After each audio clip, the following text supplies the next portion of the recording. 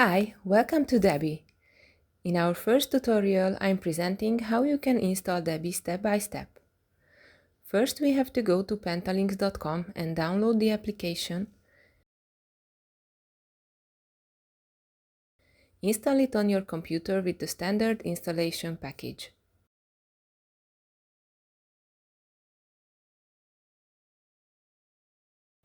After installation, start the application.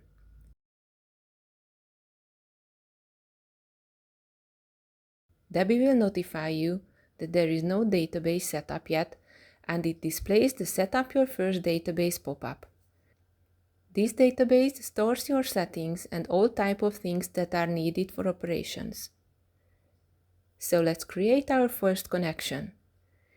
In my case, I have prepared a local MySQL database with a super user for this purpose.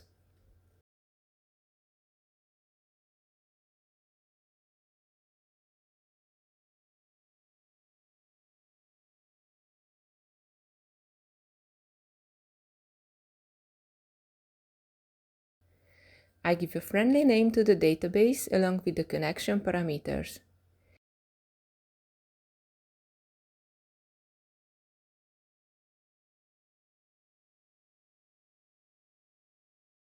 If you hover over the username, you will see the required permissions granted to this user. This is for the first time setup permission, which we don't use later in everyday operations. If you didn't grant these permissions before installation, don't worry. During setup, Debbie is going to notify you about all the required grants and prepare scripts to help you in this process.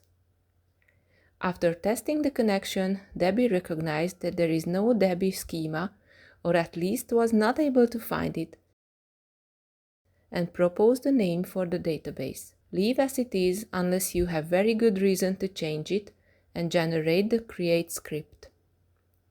This is a basic database creation script that you have to execute on the database with proper permissions.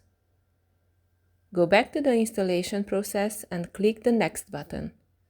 It recognizes that there is a missing permission, so copy the script from the pop-up and execute it on your database.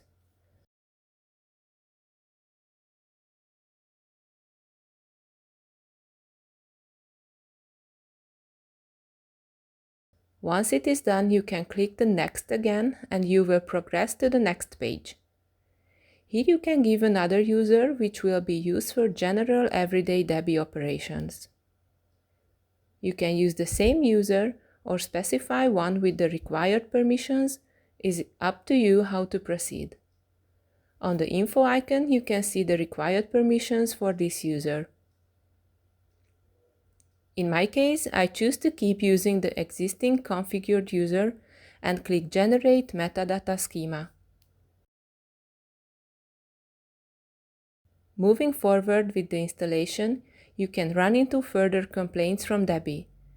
You can fix these issues just by following Debbie's advice and executing the given hints.